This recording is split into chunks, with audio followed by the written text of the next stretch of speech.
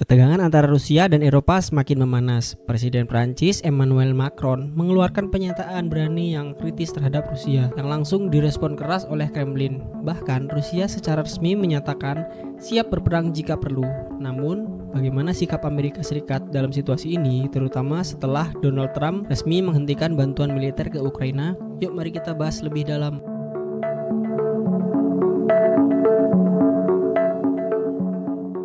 Apa yang dikatakan Emmanuel Macron? Emmanuel Macron menyebutkan bahwa Eropa harus siap mengirim bantuan ke Ukraina jika situasi semakin buruk.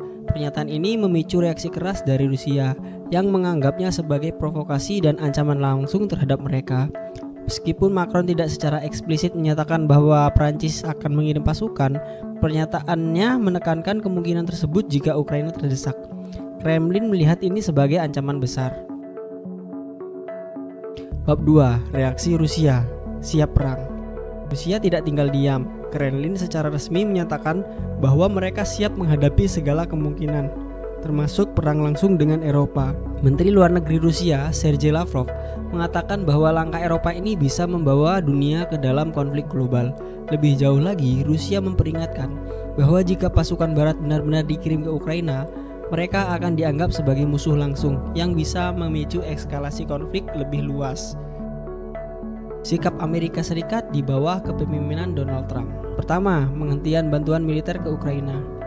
Pada awal Maret 2025, Presiden Donald Trump menghentikan sementara semua bantuan militer ke Ukraina, termasuk pengiriman amunisi, kendaraan, dan peralatan lainnya.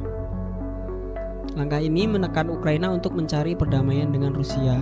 Yang kedua, tekanan terhadap Presiden Zelensky. Keputusan ini diambil setelah pertemuan tegang antara Trump dan Presiden Ukraina, Volodymyr Zelensky, di mana Trump menuduh Zelensky tidak menghargai dukungan AS dan memperingatkan resiko akan perang dunia. Yang ketiga, reaksi NATO sebagai respon.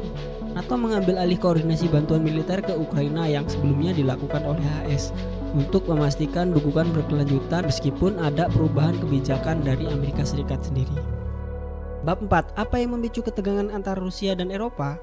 Ketegangan ini tidak terjadi begitu saja. Ada beberapa faktor utama yang menjadi pemicunya. Yang pertama, dukungan Eropa terhadap Ukraina. Sejak awal invasi Rusia ke Ukraina, negara-negara Eropa, terutama Prancis, Jerman, dan Inggris, terus memberikan dukungan militer dan finansial ke Kiev. Rusia menganggap ini sebagai campur tangan dalam urusan mereka. Yang kedua, ekspansi NATO ke timur Rusia. Rusia sudah lama menganggap NATO sebagai ancaman. Dengan semakin banyaknya negara di Eropa Timur yang bergabung dengan NATO, Rusia merasa semakin terkepung. Ketiga, pernyataan Macron tentang kemungkinan mengirim pasukan ke Ukraina memperburuk hubungan dengan Rusia. Kremlin melihat ini sebagai bentuk ancaman langsung terhadap kedaulatan mereka. Yang keempat, penghentian bantuan oleh AS. Penghentian bantuan oleh militer AS ke Ukraina oleh pemerintah Donald Trump menambah ketidakpastian dan tekanan bagi Ukraina dalam menghadapi agresi Rusia. Bab 5. Apakah ini semua menandakan bahwa perang besar antara Rusia dan Eropa benar-benar tidak terhindarkan? Jawabannya masih sangat sulit untuk diprediksi. Jika Eropa benar-benar mengirim pasukan ke Ukraina, kemungkinan perang bisa meningkat drastis. Rusia tidak akan tinggal diam dan bisa melakukan serangan balasan yang lebih luas.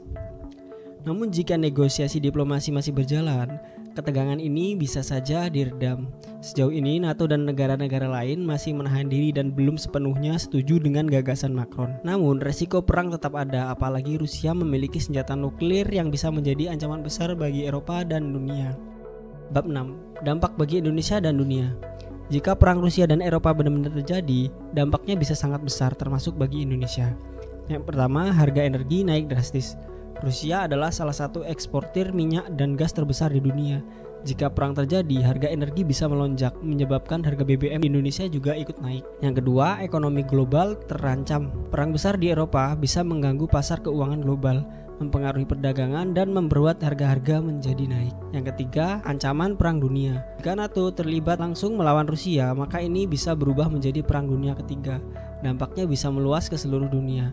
Yang keempat, hubungan Indonesia dengan Rusia dan Barat. Indonesia selama ini memiliki hubungan yang cukup baik dengan Rusia dan juga negara-negara Barat. Jika benar-benar terjadi, Indonesia mungkin harus bersikap lebih hati-hati agar tidak terseret dalam konflik geopolitik ini. Penutup, ketegangan antara Rusia dan Eropa terus meningkat, dan dunia saat ini sedang dalam kondisi yang sangat berisiko. Amerika Serikat di bawah kepemimpinan Donald Trump telah menghentikan bantuan militer ke Ukraina, menambah kompleksitas situasi. Apakah kita sedang menuju ke perang dunia ketiga, ataukah ini hanya perang kata-kata yang tidak akan benar-benar terjadi? Yang jelas dunia sedang dalam situasi yang sangat berbahaya. Lalu bagaimana menurut kamu? Apakah Eropa akan benar-benar melawan Rusia, atau ini hanya ancaman kosong?